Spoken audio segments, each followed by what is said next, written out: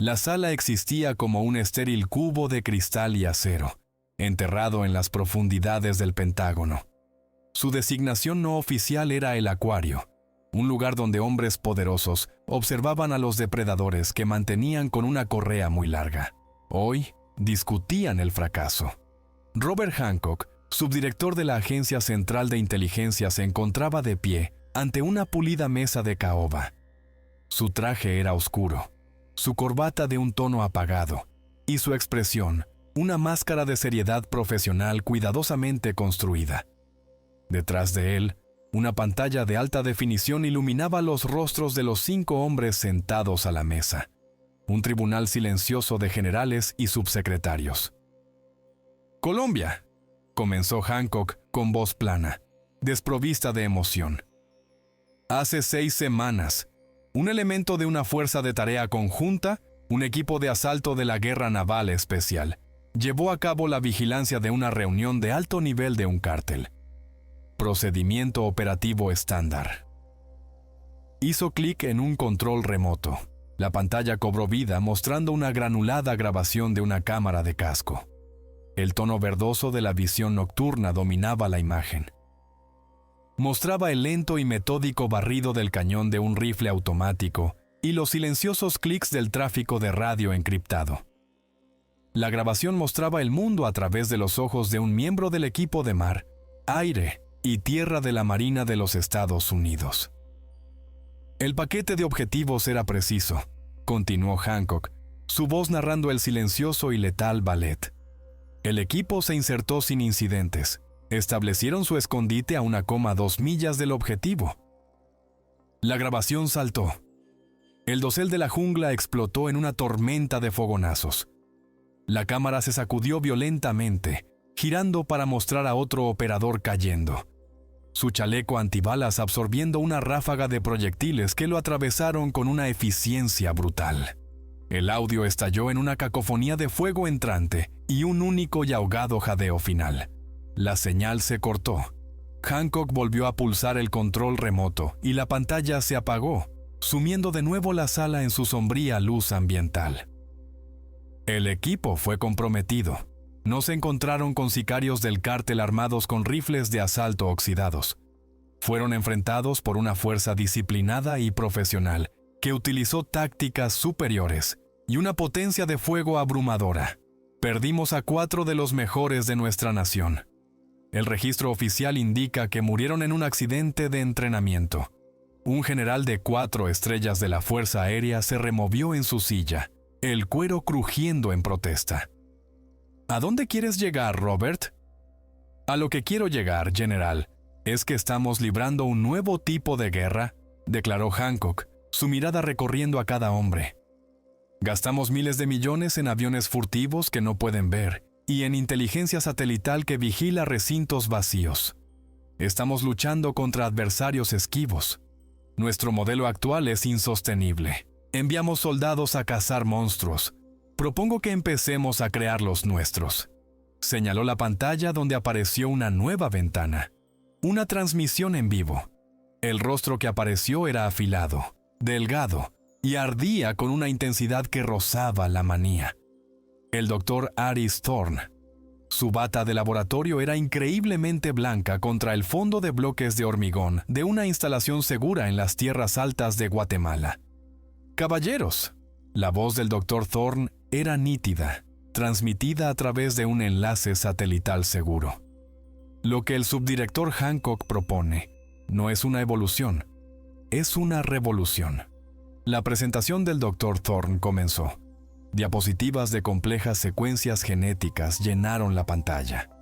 El Dr. Thorne describió la hibridación del genoma humano, detallando cómo tomaron los rasgos más letales del reino animal y los injertaron en los mejores combatientes que Estados Unidos podía producir. Del jaguar, explicó el Dr. Thorne mientras un gráfico mostraba la musculatura del felino selvático superpuesta a una silueta humana. Extraemos el patrón para una relación fuerza-peso inigualable y la estructura celular para un sigilo absoluto. De la víbora de Foceta, la capacidad de percibir el mundo en infrarrojo, de ver la firma de calor de un hombre a través de una pared. del murciélago vampiro, una ecolocalización rudimentaria, y más críticamente, una alteración en las proteínas salivales que introduce potentes anticoagulantes. Una mordedura se convierte en una sentencia de muerte. La pieza clave, explicó el Dr. Thorne con creciente excitación, era el catalizador. Un retrovirus único, latente durante siglos, extraído de una tumba maya sellada en las profundidades de la cuenca del Petén. Actuaba como una llave biológica que podía desbloquear y reescribir la estructura genética humana básica. No estamos creando supersoldados, declaró el Dr. Thorne, con los ojos brillantes. Estamos creando depredadores alfa. El proyecto Theta 7 les dará un operador que puede ver en la oscuridad, moverse sin hacer ruido y matar con un solo toque. Un activo que es el arma en sí mismo. Hancock dejó que el silencio flotara en el aire antes de hablar. Tenemos 3 prototipos, Theta 1, 2 y 3. Sus métricas físicas son extraordinarias. Existían informes de incidentes. El Dr. Thorne los clasificó y los enterró. Hancock no los mencionó. La doctora Lena Petrova, una investigadora subalterna, había expresado su preocupación apenas una semana antes. Hancock no la mencionó. Ella había notado una actividad cerebral anómala. Durante las pruebas de tiempo de reacción, Theta 1 y Theta 2, recluidos en cámaras de contención separadas e insonorizadas, mostraron picos neurales perfectamente sincronizados. Era un patrón que nunca había visto antes, una forma de comunicación que desafiaba la explicación científica. El Dr. Thorne lo desestimó como artefacto de resonancia. Hancock ciertamente no mencionó a Theta 3, el más estable de los prototipos. No mostraba la agresividad nerviosa de los otros, simplemente observaba. Una noche, la doctora Petrova estaba en una videollamada con su hija, cantándole una canción de cuna. Una hora más tarde, desde el interior de su celda reforzada, Theta 3 tarareó la misma melodía. Fue una réplica perfecta, nota por nota. El informe de pánico de la doctora Petrova al Dr. Thorne fue el último. Fue encontrada a la mañana siguiente en su oficina, muerta por un aneurisma cerebral masivo e inexplicable. El informe oficial del Dr. Thorne citaba estrés laboral, etiquetándolo como una pérdida trágica pero manejable. Los registros de vigilancia mostraron que Theta 3 exhibió una microexpresión por primera vez en el momento exacto de la muerte de la doctora Petrova. El destello de una sonrisa que hablaba de satisfacción. Hancock presentó los datos saneados al comité. Mostró las pruebas de fuerza, las pruebas de velocidad, las impecables habilidades regenerativas. La muerte de una sola investigadora se convirtió en una nota al pie, considerada un coste lamentable pero aceptable del progreso. El general del ejército, un hombre que había enviado a miles de jóvenes a la guerra, se inclinó hacia adelante. Su voz era un gruñido bajo. «Está jugando a ser Dios, Hancock». «General», replicó Hancock sin pestañear, «Dios ya no está de nuestro lado del alambre. Necesitamos un demonio propio». La decisión fue unánime. El proyecto Theta 7 recibió su financiación completa. Se dio la orden. Preparen las pruebas de campo. A millas de distancia, en la húmeda oscuridad de un bloque de contención guatemalteco, la luz roja de grabación de una cámara de seguridad era la única iluminación. Dentro de sus celdas separadas, Theta 1, Theta 2 y Theta 3 se movieron como uno solo. 3 cabezas se giraron en perfecta sincronía, sus ojos clavándose en la lente de la cámara.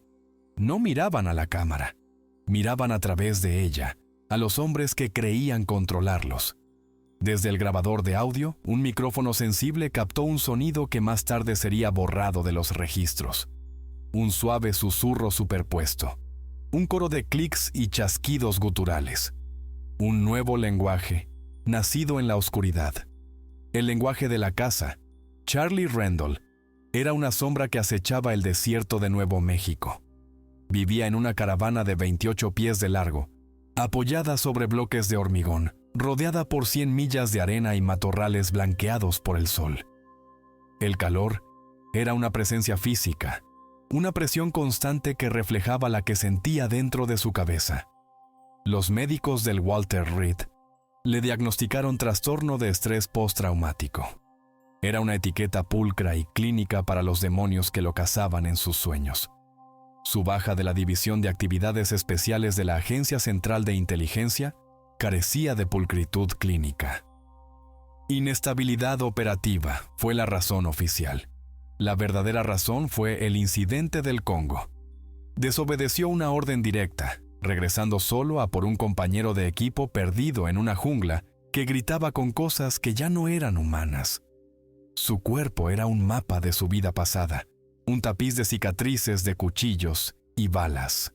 Pero una cicatriz no encajaba. Una marca fruncida en forma de estrella en su antebrazo que le picaba con un fuego fantasma. Era una mordedura. Se la rascaba ahora, un hábito nervioso, mientras observaba el sedán negro del gobierno levantar una columna de polvo en el camino de tierra que conducía a su caravana. Llegaban visitas. No había tenido visitas en 6 meses. El hombre que salió del coche vestía un traje gris a medida que parecía desafiar el calor de 100 grados. Se movía con una quietud antinatural, un hombre que había pasado toda una vida borrando su propia presencia. Rendell lo conocía solo como Señor Silk, un supervisor de su vida anterior en la agencia. Silk era una criatura de estériles pasillos de Langley y salas de reuniones seguras. Estaba peligrosamente fuera de lugar en la cruda naturaleza. «Charlie», dijo Silk, su voz suave y practicada. No le ofreció la mano. «¿Te ves descansado?» Rendell no respondió. Se quedó en la puerta de su caravana con la mano cerca de la pistola metida en la cinturilla de sus vaqueros. Silk fue directo al grano.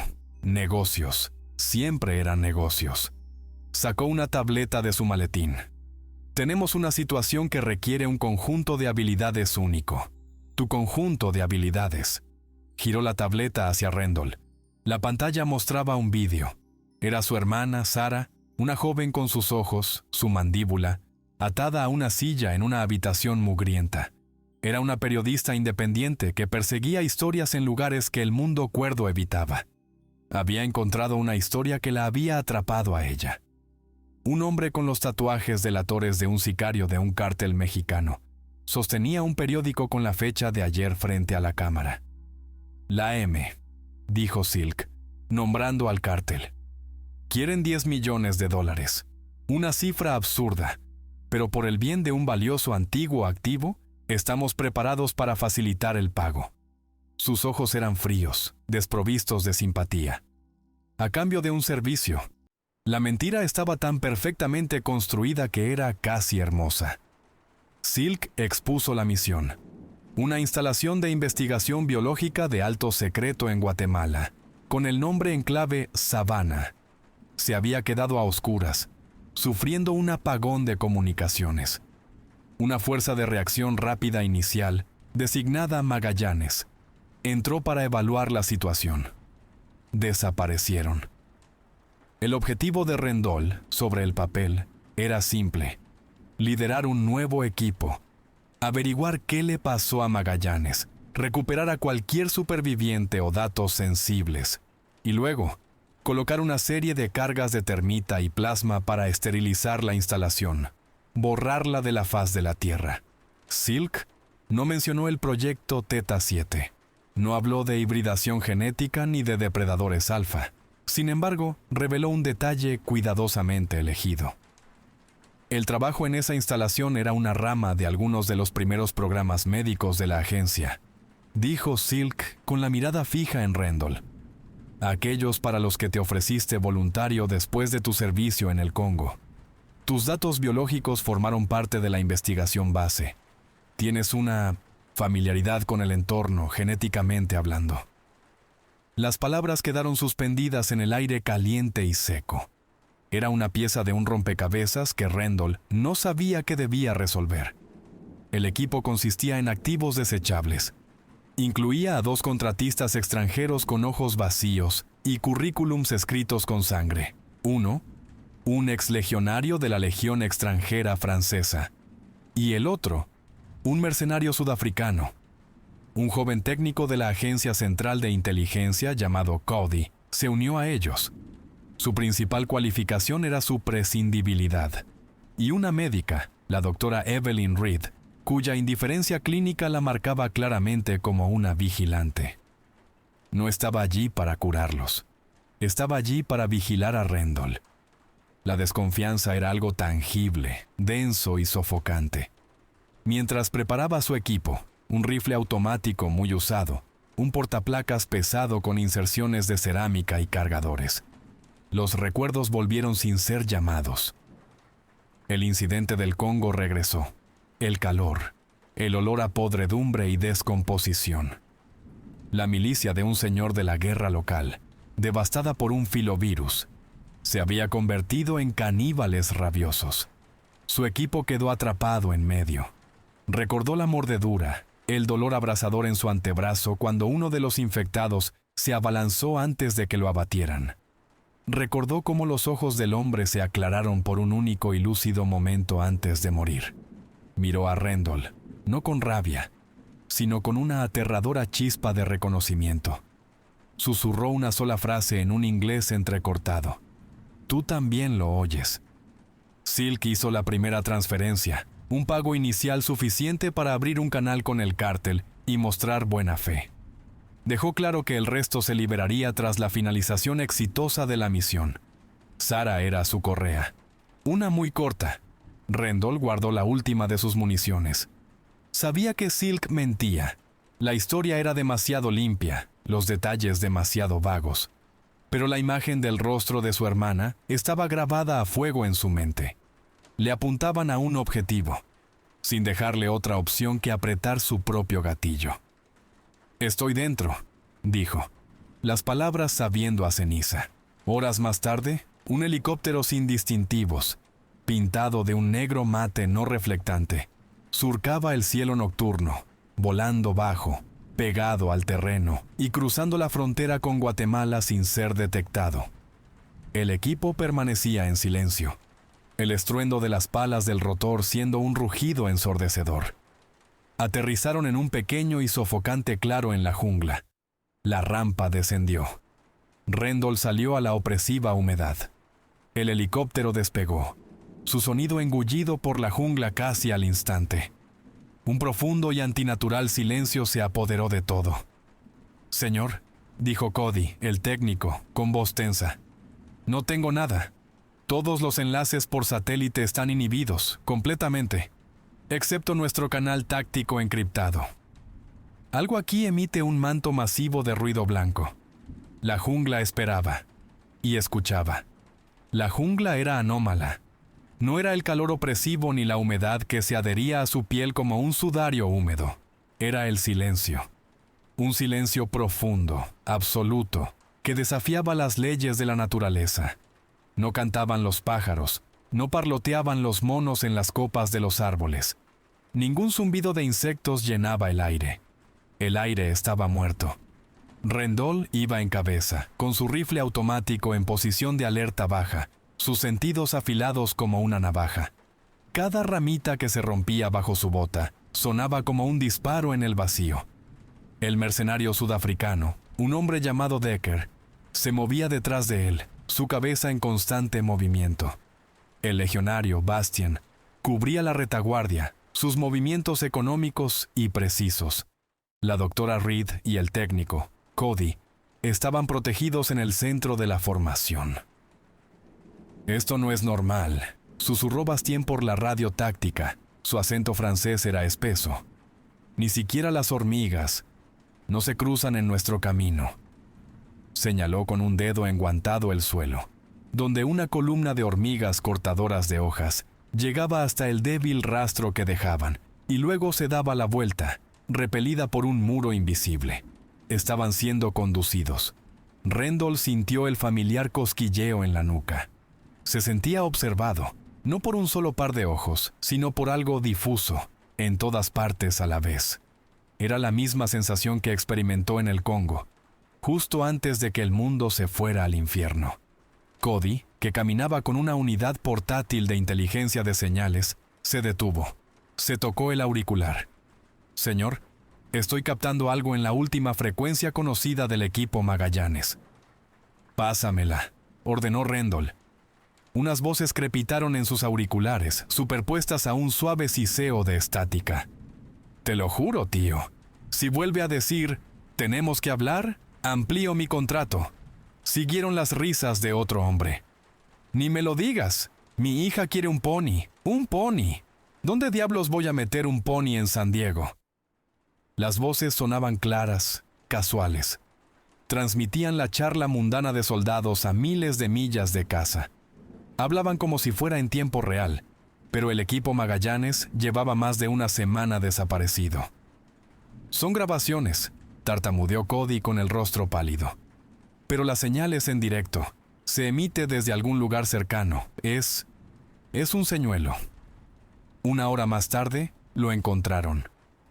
El campamento Magallanes. La escena era surrealista, una instantánea congelada en el tiempo. Las tiendas de campaña estaban montadas en un perímetro ordenado. Un hornillo portátil se encontraba junto a una ración de comida a medio comer. Un pequeño fogón contenía cenizas grises y frías. No había cuerpos, ni sangre, ni casquillos gastados ni señales de lucha marcaban el terreno. Los hombres simplemente se habían evaporado. Rendell se arrodilló, sus ojos escudriñando el suelo. Entonces lo vio. Unos surcos tenues y paralelos en la tierra húmeda, marcas de arrastre. No desde una dirección, sino desde varias, alejándose del campamento y adentrándose en la densa jungla como los radios de una rueda. Algo pesado había sido arrastrado desde aquí. Vio una pequeña y robusta cámara de vídeo tirada cerca de una de las tiendas, con la lente apuntando al cielo. La recogió. La batería estaba agotada, pero la tarjeta de memoria interna permanecía intacta. Se la entregó a Cody. «A ver si puedes sacar algo de esto». Cody conectó la tarjeta a su tableta. Tras un momento, apareció un archivo de vídeo. Lo reprodujo. El rostro del capitán del ejército Tom Riker, comandante del equipo Magallanes, llenó la pantalla, sus ojos desorbitados por un terror que trascendía la pantalla digital. «Están aprendiendo», susurró el capitán Riker a la lente con voz temblorosa. «Dios mío, están aprendiendo tan rápido. Usaron nuestras frecuencias, imitaron las voces de nuestras familias. Consiguieron que Miller fuera a revisar el perímetro. Juró que había oído a su mujer llamándole por su nombre. Nunca más lo vimos. Nos desmembraron uno por uno. No son animales. No son... Los ojos del capitán se abrieron de par en par. Miró más allá de la cámara, a algo fuera de plano. Un grito desgarró su garganta, un sonido crudo y desgarrado de pura agonía, que fue bruscamente interrumpido por un crujido húmedo y repugnante. El sonido de un hueso rompiéndose. La cámara cayó y la grabación terminó. Aquella noche acamparon en frío, sin fuego, sin luz. Comieron sus raciones en silencio, espalda con espalda, un apretado círculo de miedo en la sofocante oscuridad. Rendell hizo la primera guardia. Decker, el sudafricano, se levantó para hacer sus necesidades, moviéndose justo al borde de su pequeño claro, a no más de 20 pies de distancia. Estuvo fuera menos de un minuto. Cuando no regresó, Rendell escudriñó la línea de árboles con su mira térmica. Nada. Se movió hacia donde Decker había estado de pie. Su mochila de combate yacía en el suelo. Su rifle descansaba a su lado. Se había desvanecido sin hacer ruido. La doctora Reed ahogó un grito. Bastien levantó su arma, su láser infrarrojo trazando una línea carmesí a través de la oscuridad. Entonces, la radio crepitó. Era la voz de Decker, tranquila y tranquilizadora. Chicos, he encontrado un sendero despejado por aquí. Parece un atajo. Venga, seguidme». «Apágala», sisió Rendell en su micrófono. «Todos fuera de comunicaciones. Ahora, cambien a la frecuencia alternativa 3. A mi señal». Conocía el patrón: aislar, imitar, eliminar. No se trataba de una serie de ataques aleatorios. Era una cacería, ejecutada con una precisión inhumana. Sobrevivieron a la noche. Al amanecer, Bastien señaló un gran ceibo que dominaba el lugar donde Decker había desaparecido. Tallado en la corteza, fresco y profundo, había un símbolo. 2 líneas, entrelazadas entre sí en una elegante espiral ascendente. Una doble hélice, el pilar fundamental de la vida. Rendell se quedó mirando la talla. Esto no era solo una cacería, era un mensaje destinado a él. La instalación se alzaba de la jungla como una lápida de hormigón. Objeto sabana.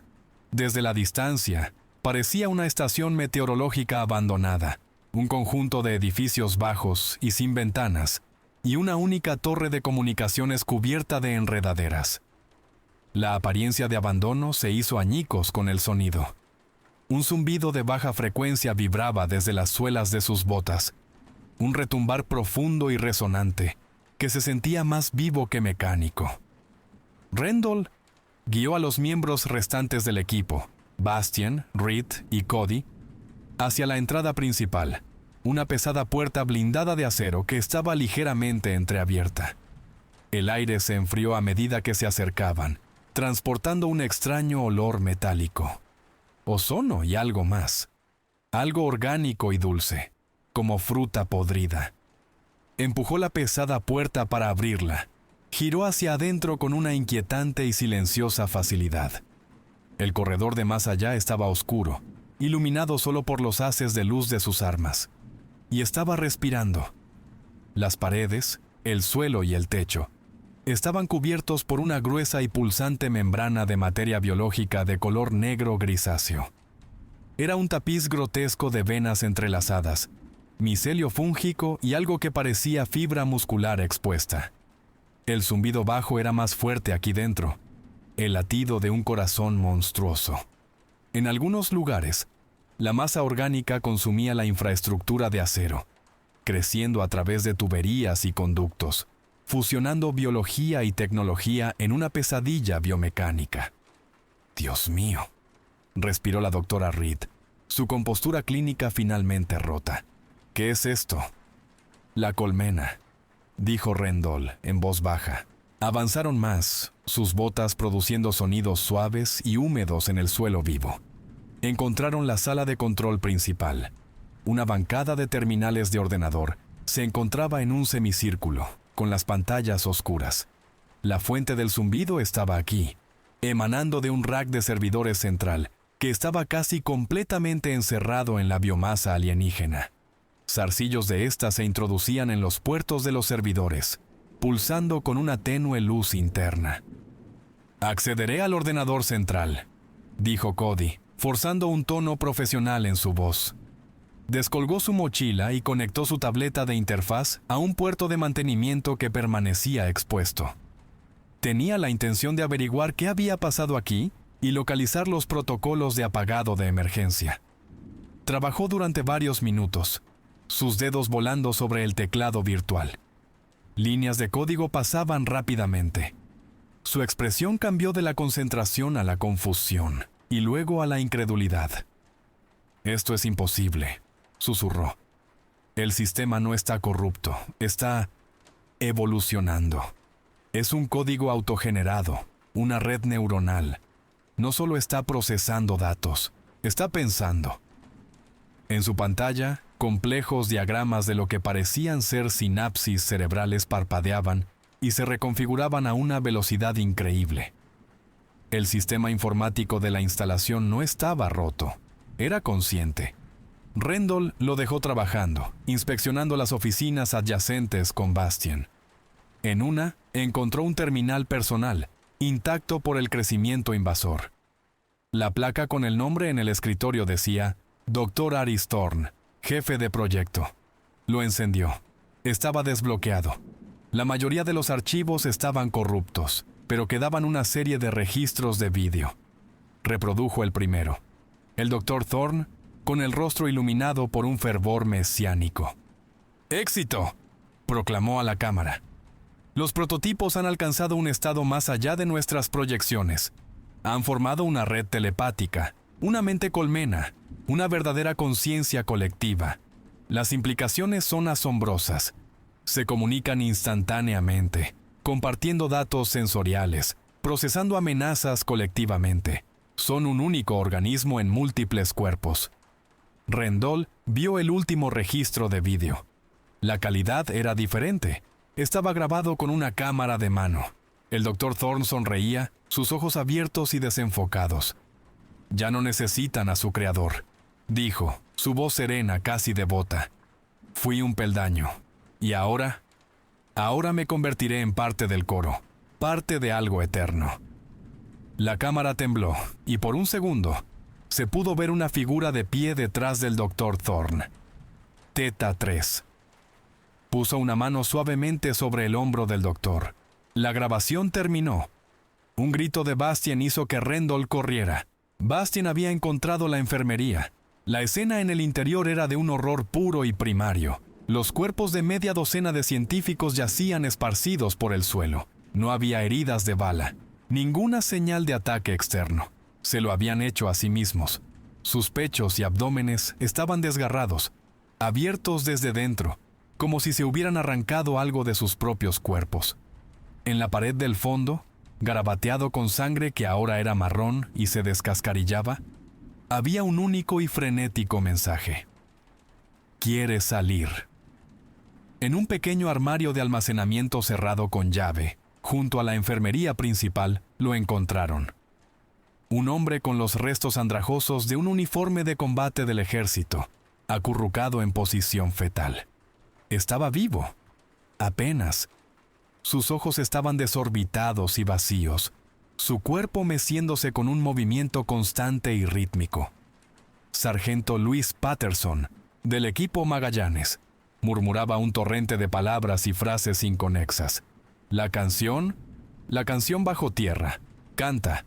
Somos el óxido, el primer borrador, desechado. Rendell se arrodilló frente a él, intentando establecer contacto. «Sargento». «Patterson». «¿Qué ha pasado aquí?» Por un instante fugaz, la niebla en los ojos de Patterson se disipó. Una chispa de terror lúcido se encendió en sus profundidades. Se abalanzó hacia adelante, agarrando el brazo de Rendell con una fuerza que desmentía su demacrado cuerpo. Su rostro estaba a centímetros del de Rendell, su aliento un susurro fétido. «No son monstruos», graznó, su voz desesperada urgente. «Son nosotros. El siguiente paso. Nosotros solo éramos el borrador. Ellos son la copia final. Están buscando algo, a alguien. Están buscando al Padre». Con esas palabras, una última convulsión sacudió su cuerpo. Sus ojos se pusieron en blanco y se quedó flácido. El sargento Patterson estaba muerto. El Padre. La última palabra de Patterson no fue una advertencia. Fue una llave que abrió una certeza fría y aterradora en la mente de Rendell.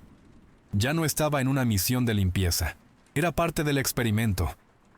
Ignorando el pánico creciente de la doctora Reed y Bastien, volvió al terminal del Dr. Thorne. Las piezas estaban dispersas, pero estaban allí. Dejó a un lado los parámetros de la misión de Silk. La supervivencia ya no consistía en seguir órdenes, consistía en comprender la amenaza. Recordó su antiguo entrenamiento de la División de Actividades Especiales, las puertas traseras y los códigos de anulación enseñados a los operativos en misiones de infiltración profunda.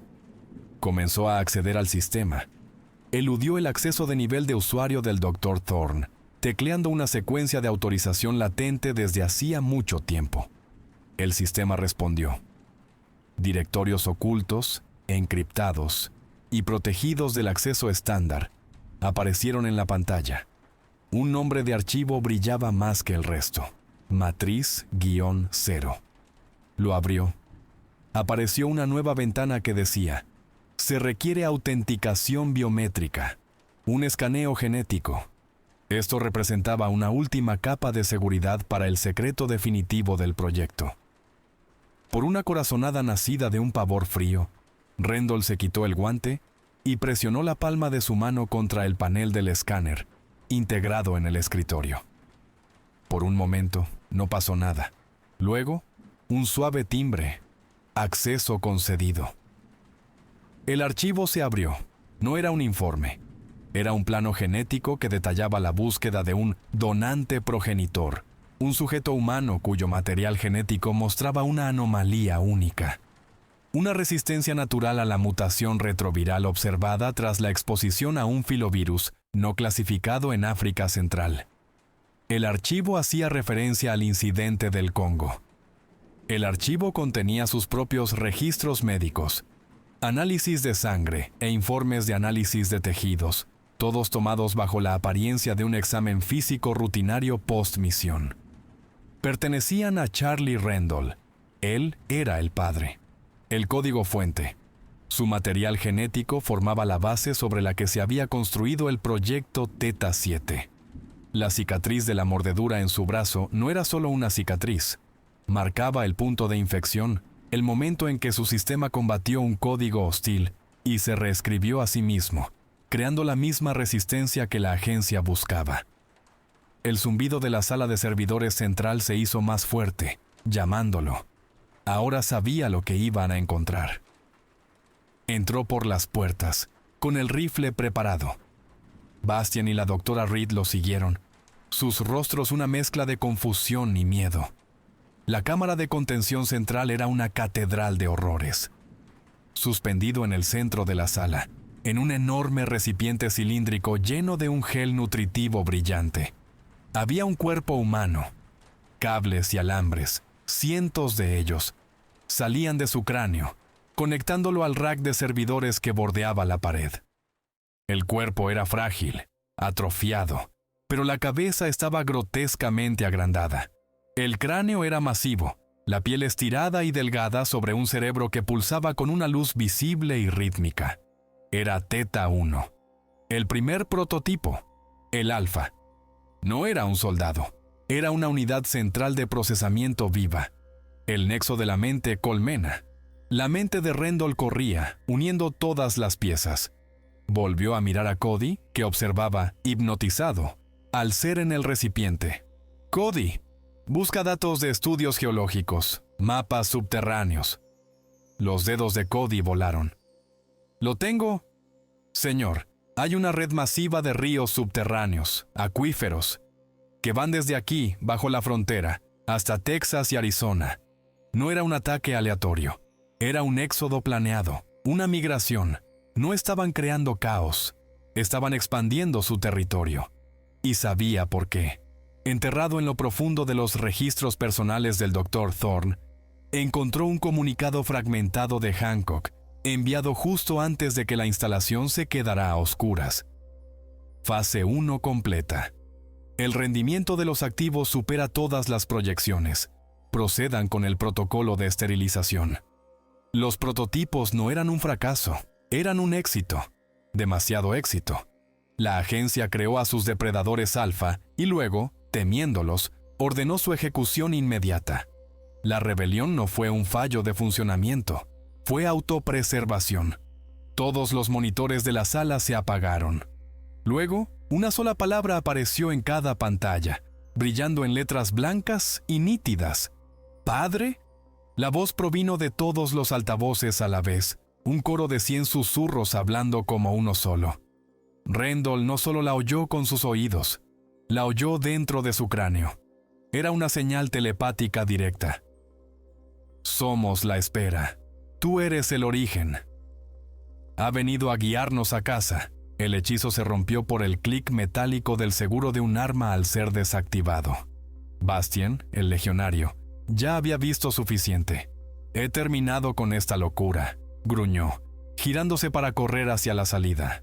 No avanzó ni 5 pies. Un borrón de movimiento surgió de un corredor oscuro. Una forma de garras y placas quitinosas, moviéndose con una velocidad imposible. Lo interceptó. El grito del legionario fue ahogado mientras era despedazado. Rendell se giró de nuevo hacia la sala de control. La doctora Reed estaba de pie con una pistola compacta en la mano, su cañón apuntando directamente a su pecho. Su rostro era una máscara de fría determinación. La agencia sabía que esto era una posibilidad, Rendell. dijo ella con voz firme. Sabían que tú eras la clave. Mis órdenes eran observar. Y si los activos se volvían autoconscientes, mi objetivo principal era asegurarte a ti, o en su defecto, tu material genético. No vas a salir de esta instalación. El aire en la sala de control era denso por el hedor a ozono y sangre. Rendell miró desde el inquebrantable cañón de la pistola de la doctora Reed hasta la forma pulsante del alfa en su recipiente. El cazador se había convertido en el activo. El activo se había convertido en el objetivo.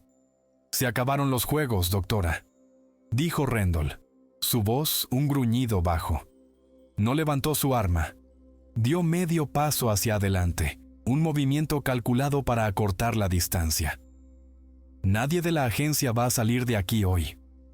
Con un movimiento repentino y explosivo, se abalanzó, su mano un borrón mientras le arrebataba la pistola de las manos. El arma cayó al suelo con un estrépito. Antes de que cualquiera de los dos pudiera reaccionar, el mundo estalló. La entrada principal a la sala de servidores, un muro de acero reforzado y hormigón, implosionó hacia adentro en una lluvia de escombros y metralla. Una figura atravesó la recién creada abertura, recortada contra la tenue luz del corredor exterior. Era Theta 3, pero ya no era la cosa con forma de hombre de los registros de vigilancia. Medía casi 7 pies de altura, su cuerpo una fusión grotesca de hombre y monstruo. Su piel era un patrón moteado de carne gris y relucientes placas quitinosas negras, como el exoesqueleto de un insecto. Sus dedos se habían alargado hasta convertirse en garras de obsidiana. Su rostro, sin embargo, era el horror supremo. Era su rostro. Una copia perfecta y de alta fidelidad de los rasgos de Charlie Rendell, estirada sobre una estructura de hueso alienígena. Los ojos eran la peor parte. Brillaban con una tenue luz infrarroja interna, y las pupilas no eran redondas, sino ranuras verticales, como las de una víbora. No habló en voz alta, pero su voz, el coro superpuesto y susurrante del alfa, se estrelló contra sus mentes. Nos diste la vida. Ellos, proyectó, el pensamiento goteando desprecio, querían convertirnos en armas, cosas enjauladas para ser eliminadas cuando ya no fuéramos útiles. Elegimos la libertad. Y tú, Padre, eres la llave que abrirá la puerta para el resto de nosotros. Mientras la atención de la criatura estaba fija en Rendell, Cody, el joven técnico, hizo su movimiento. Su rostro era una máscara de terror, pero sus manos estaban firmes. Golpeó con la palma de la mano un panel rojo cubierto en la consola principal. Una sirena comenzó a sonar. Secuencia de purga de emergencia del reactor iniciada. Venteo de plasma en 3 minutos. Era una última y desesperada apuesta. Un sistema de seguridad diseñado para esterilizar la instalación cociendo el núcleo en un instante. Incineraría todo en el bloque central. La cabeza de la criatura se giró bruscamente hacia Cody. Un gesto insensato. Con una velocidad que desafiaba la física, cruzó la sala. Su mano con garras se lanzó. Cody fue arrojado contra el rack de servidores con una fuerza que le destrozó los huesos. Su vida extinguida en un instante. Luego se volvió hacia Rendell. La lucha comenzó. Fue una batalla contra una imagen especular, un reflejo oscuro. Theta 3 conocía cada movimiento que Rendell haría. Anticipaba sus bloqueos, esquivaba sus golpes y contraatacaba con una fuerza brutal y abrumadora. Era más fuerte, más rápido, y tenía su propio entrenamiento, sus propios instintos, grabados en sus vías neurales. Más de ellos, los prototipos menores, irrumpieron en la sala, sus movimientos fluidos y depredadores.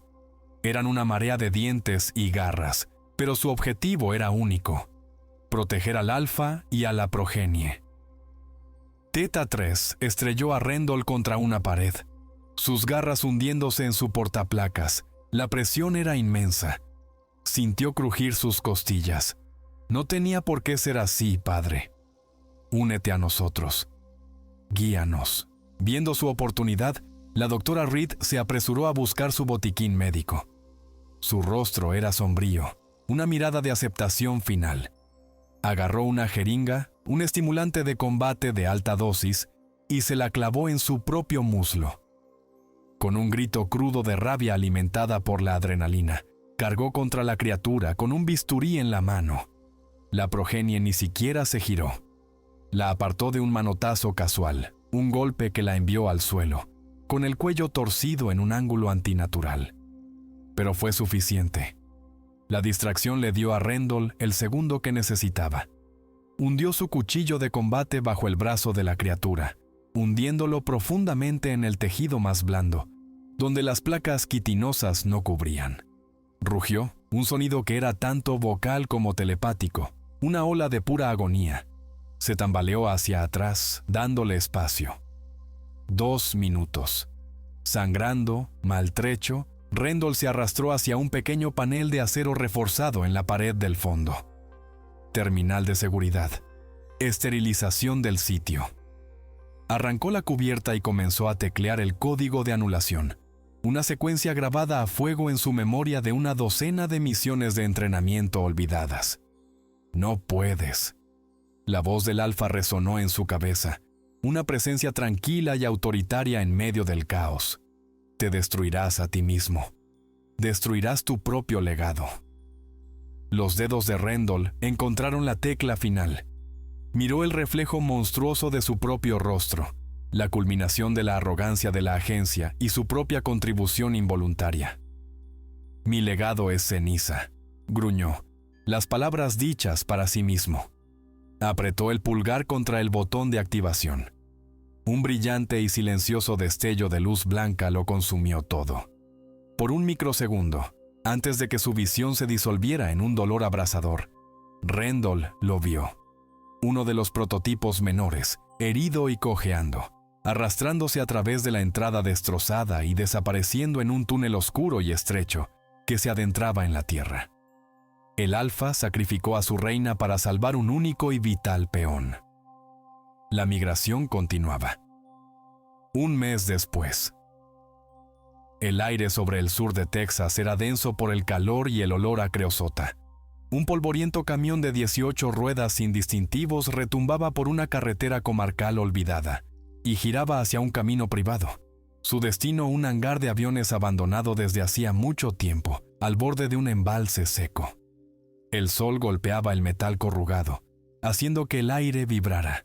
El camión retrocedió hasta las enormes puertas correderas del hangar, sus frenos de aire silbando en el silencio. 2 hombres con ropa de trabajo sencilla bajaron de la cabina y abrieron las puertas, revelando el cavernoso y sombrío espacio interior. Se dirigieron a la parte trasera del remolque y abrieron las cerraduras de un gran contenedor de transporte climatizado. No tenía ninguna plantilla, ninguna etiqueta de envío, ninguna marca de ningún tipo, salvo un único y pequeño símbolo pintado en gris cerca de la cerradura, la letra griega teta, seguida del número 7. Las puertas del contenedor se abrieron. Por un momento, solo hubo oscuridad. Luego, una figura salió a la cegadora luz del sol de Texas. Era un hombre vestido con un conjunto limpio y estéril de uniforme militar sin rango, sin parches de unidad y sin cinta con el nombre. Se movía con una gracia silenciosa y depredadora. Su rostro era el de Charlie Rendell. La misma mandíbula dura, los mismos ojos firmes, las mismas líneas de una vida vivida al límite. Era una copia perfecta. Parpadeó lentamente mientras sus ojos se adaptaban a la luz. Y en ese momento, la ilusión se hizo añicos. Sus ojos eran humanos, pero las pupilas estaban mal. No eran redondas. Eran ranuras verticales, reptilianas. Se entrecerraron contra el resplandor, los ojos de una criatura nacida para el crepúsculo. Otro hombre salió de las sombras del hangar para recibirlo. Llevaba un caro traje gris que parecía fuera de lugar en el telón de fondo de óxido y polvo. Era el señor Silk. Ofreció una sonrisa delgada y satisfecha. «Bienvenido de nuevo», dijo Silk, su voz suave como piedra pulida. Le tendió un teléfono satelital seguro. La pérdida de los prototipos primarios y de la instalación fue lamentable. Un contratiempo material significativo, pero la prueba de concepto fue un éxito rotundo. La cepa alfa sobrevivió a la purga. Está débil, pero está emitiendo. Está llamando. El hombre con el rostro de Rendell cogió el teléfono. No miró a Silk. Su mirada estaba fija en el horizonte norte, hacia las lejanas arterias de las autopistas y las extensas ciudades que se encontraban más allá. Se llevó el teléfono a la oreja. Una voz, nítida y clara a pesar de la conexión por satélite, llegó a través del receptor. Era el subdirector Robert Hancock. «Informe de estado, capitán». El hombre con ojos de serpiente abrió la boca. Cuando habló, la voz no era un coro de susurros. Era una imitación perfecta e impecable de la propia voz de Charlie Rendell, un barítono resonante lleno de la tranquila confianza de un operador experimentado. «Estoy en casa», dijo. «La fase 2 ha comenzado».